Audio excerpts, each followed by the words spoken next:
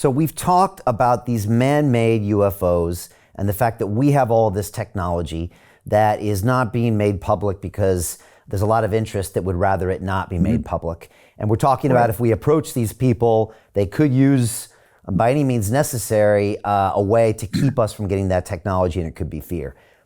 Now, the separate issue is the actual extraterrestrial creatures that you're starting to address now.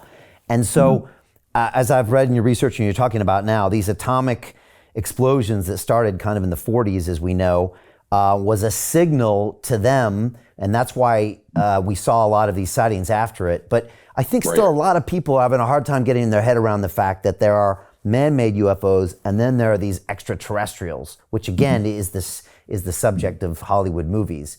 And so maybe back it up, like what is behind the curtain when it comes to extraterrestrials? Like what are they, and what do we know about them, and what are you saying?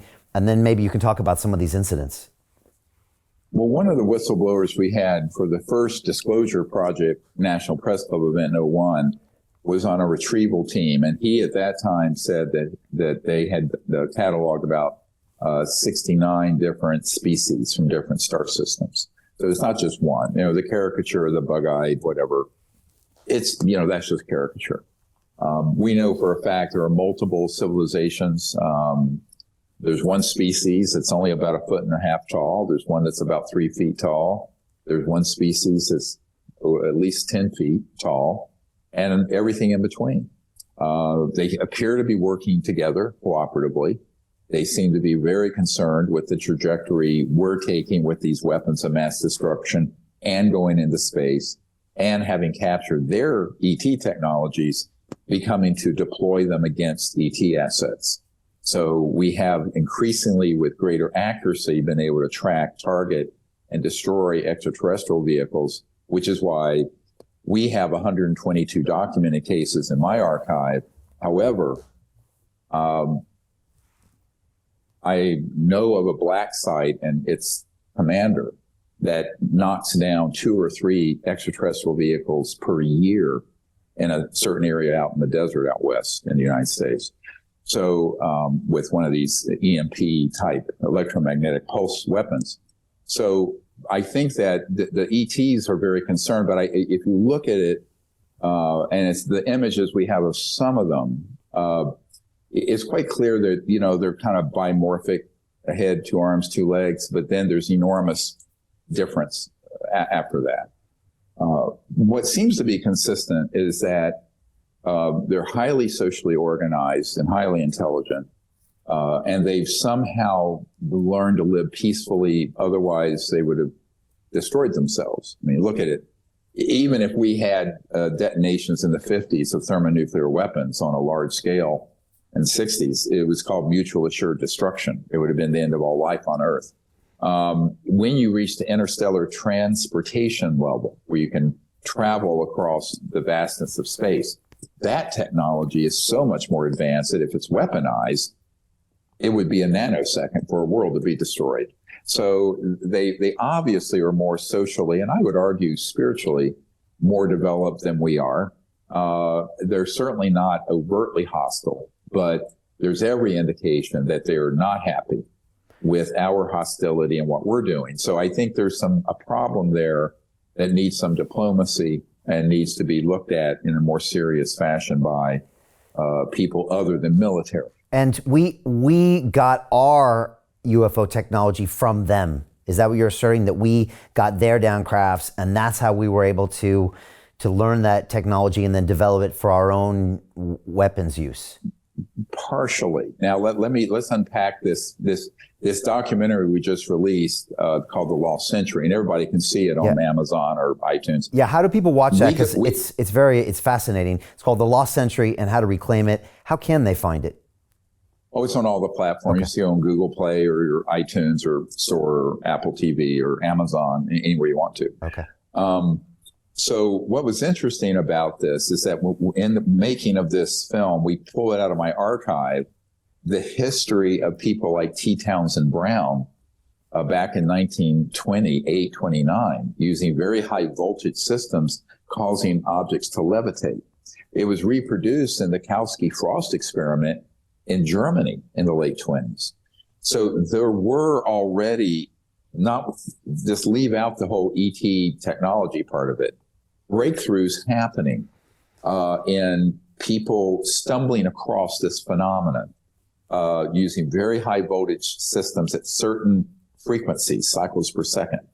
And what they found was that two things. One, that you could open a vector into what's now called the zero-point energy field and get more energy out than in without violating the second law of thermodynamics. Why?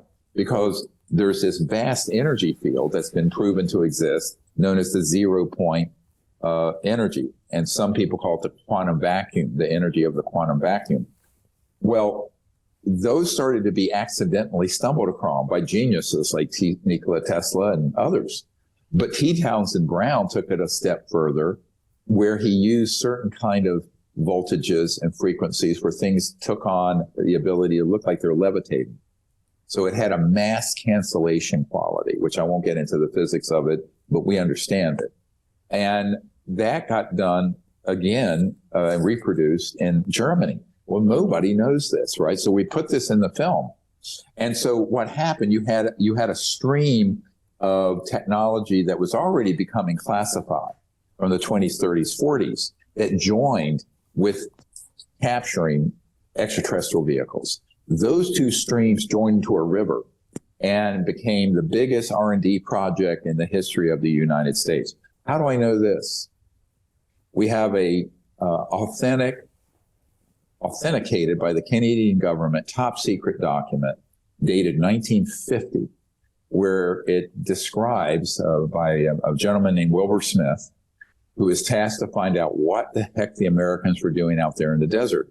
And he reported that a very high-level team headed by Dr. Vannevar Bush, who had headed up the Manhattan Project for the atomic bomb, and other scientists were studying the UFO modus operandi, their propulsion and energy system.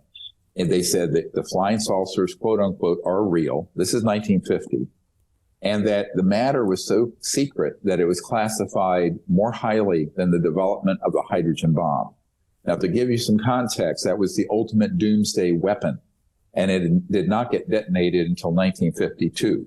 So that document in black and white states what I'm asserting right now.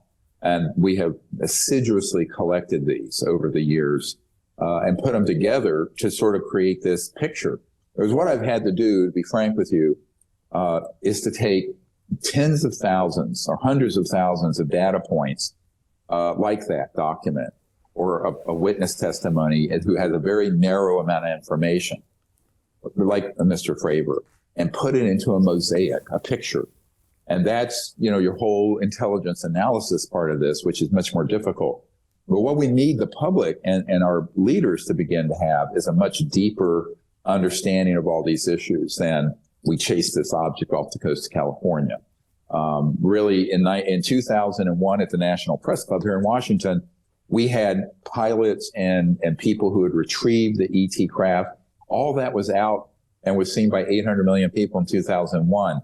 But with the changing of the guard constantly in politics, and this is what this organization is counting on, there's never an institutional memory in the Congress or the White House. Right. They come and they go, and they come and they go, and they come and they go. Same thing with the echelons of the Pentagon.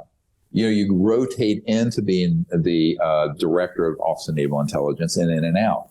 So it's very easy with all this turnover that happens every couple, 2, 3, 4 years to have a permanent, very well funded and disciplined organization sort of gaslight everybody.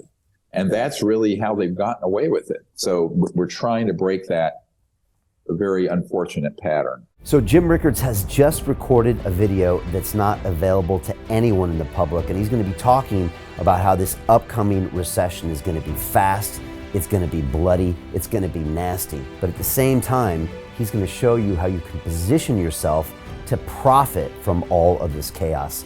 Now, we've made this video only available to our viewers. Go to londonreal.tv/Jim. Watch that immediately. I can't say enough good things about Jim Rickards. He understands the global economic system better than any guest I've ever had on London Real.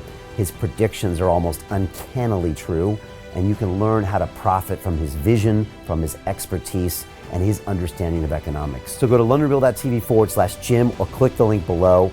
It's an excellent, excellent look on what's going to happen in the future and how you can position yourself to profit from that. Jim is one of the best in the business, one of my favorite guests on London Real, and he's very, very good at predicting the future and showing us all to profit from it. So click the link, and I hope you enjoy.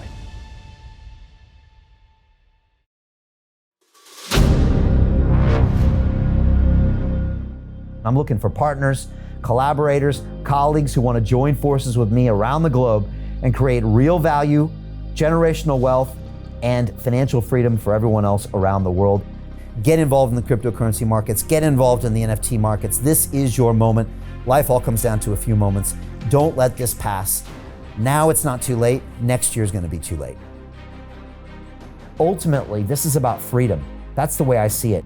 This is about giving power back to the people and enabling billions of people worldwide to use the financial markets to improve their lives and those of their friends and their families and their communities.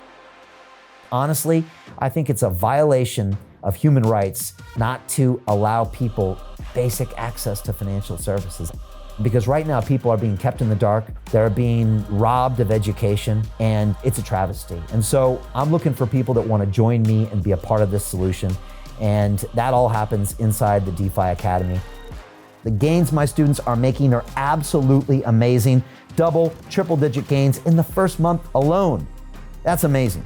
This will change your life. Now is the time to get involved.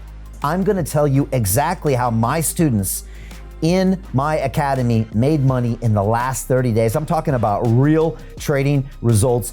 And let me just whet your appetite a little bit. Let me hit you with some numbers. I'm talking Brendan from New Zealand is up 68.77% on the month. Steve from Europe up 83%. Albert in Singapore up 169.9% on one single trade. I got Susan up 153% on her call options alone, also rocking 139% returns and 442% returns as well on individual trades. These are people that are changing their financial future in the last 30 days, but it's based on trading discipline. I've graduated over 500 students from inside my academy from over 54 countries around the world. It's amazing. When it comes to crypto, DeFi, and blockchain, we love this space. We truly believe it's the future. This is down to our core. It's authentic to what we're doing, and everybody can tell through the camera because you can't make this stuff up. If you're watching me now, wherever you are, I implore you, take 60 seconds right now and join my academy. Apply today. Now you've got a chance. Life all comes down to a few moments. What are you gonna do? What's the choice that you're going to make?